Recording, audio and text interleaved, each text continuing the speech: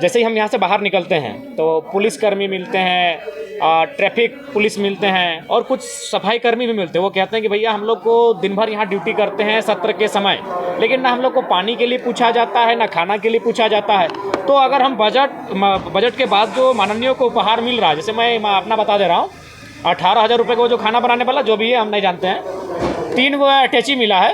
अटैची किसी को क्या बोलते हैं, ट्रॉली बैग। हाँ, ट्रॉली बैग, तीनों का दाम है 30,000। ओवन पर हमको नहीं मालूम भाई, हम लोग माड़ भात डेगची हांडी में बनाने वाले लोग हैं। तो वो 18,000 30,000, ये तो गिना गिनी हो गया 50,000। और 2-4 को ये छोटा मोटा बैग मिला है। जो मिला है ऐसे क्लियर कट बात करना पसंद है। एक का दाम है 3,999 और एक का 4,500, यानी और आंकड़ा हो जाता है लगभग 60,000 के आसपास। यानी अभी तक 60,000 रुपये उपहार एक विधायक को मिल चुका है।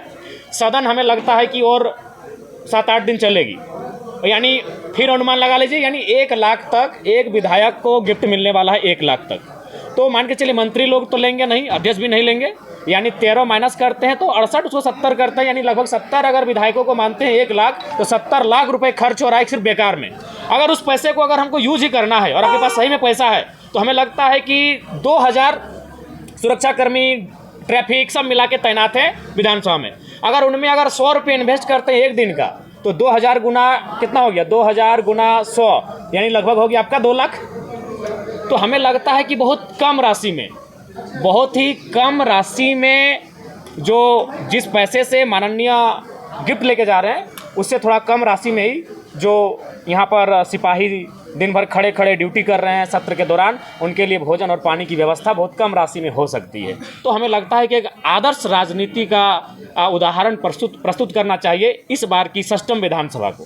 अच्छा, जयराम जी छात्रों के हित की बात करते हैं। जेपीएससी के अभ्यर्थी आंदोलन कर रहे हैं और अल्टीमेटम भी दिए, क्योंकि रिजल्ट जो है वो प्रकाशित नहीं हो रहा है। उनका कहना है एक बार फिर से उग्र आंदोलन जो है वो राज्य में देखने को।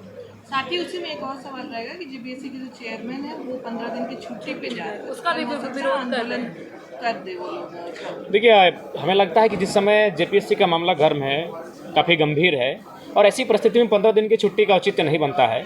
उन्हें कम से कम जो गंभीर विषय हैं उनका समाधान करने के बाद आप छुट्टी पे, लंबी छुट्टी पे चले जाएं। लेकिन जो रिजल्ट प्रकाशन का मामला है, कम से कम रिजल्ट प्रकाशन करने के बाद ही वो अपनी छुट्टी के बारे में सोचते हैं तो बेहतर होगा।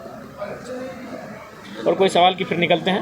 ये जो स्थिति है वो भाजपा की शिक्षा नीति की वजह से है, आप क्या मानते हैं? देखिए, हमें लगता है कि एक दूसरे पे आरोप प्रत्यारोप से बेहतर है कि आप चीज़ों को खंगालें। जैसे मैंने एक उदाहरण प्रस्तुत किया था, ये उदाहरण हमारा ये था कि जेईपीसी जो होती है, जहाँ लगभग 2,500 करोड़ का वित्तीय बजट होता है एक वर्ष का, वहाँ मात्र 2 पदाधिकारी जेईपीसी को हैंडल कर रहे हैं, बाकी कॉन्ट्रैक्ट पे है।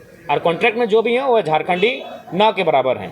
वहीं और 2 इकाई उनके समकक्ष अगर बात करें तो प्राथमिक और माध्यमिक निदेशालय, जिसमें लगभग 25 अफसर हैं, यानी 50 अफसर मिलके काम कर रहे हैं 2 विभाग में, और जेईपीसी में मात्र 2 अफसर हैं, जबकि इसको 2,500 का बजट मिल रहा है और इन 2 विभागों मिला के लगभग 100 करोड़ का मात्र बजट मिल रहा है। यानी जहां पैसा है वहां कॉन्ट्रैक्ट में जा चुका है, यानी निजी क्षेत्रों में आप उसको तब्दील कर चुके हैं, इसलिए कि उन पैसों का बंदर बांट हो सके। ये बहुत ही बड़ा मतलब गंभीर विषय इस राज्य का, लेकिन चूंकि राज्य के लोग उतनी दूर तक सोचते नहीं है, उतने दूर तक देखते नहीं है, इसीलिए हर किसी छुपा है कि जेईपीसी में जहां 2,500 करोड़ का बजट, वित्तीय बजट होता है, वहां 2 अधिकारी जेईपीसी को संभाल रहे हैं। बाकी उनके नीचे जितने भी पद हैं, कार्य करने वाले हैं, सब कॉन्ट्रैक्ट पे आधारित है और झारखंडी नहीं के बराबर है। वहीं अगर आप प्राइमरी और सेकेंडरी की बात करें तो वहां 50 ऑफिसर हैं, जहां वित्तीय बजट मात्र 100 करोड़ का होता है। 100 करोड़ 2,500 करोड़, जहां 2,500 करोड़ है वहां 2 ऑफिसर हैं, और जहां मात्र 100 करोड़ है वहां 50 ऑफिसर हैं। ये तो हमारे राज्य की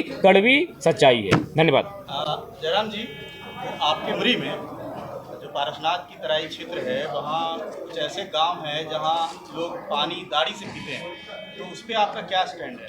देखिए, अभी जाहिर सी बात है, जब बजट आएगा तो मान के चलिए हमारे पंचायत में, हमारे विधानसभा में 70 पंचायत है, तो उस पंचायत को देखेंगे। हर पंचायत को 5 करोड़ का एक विधायक का सालाना बजट होता है खर्च करने के लिए।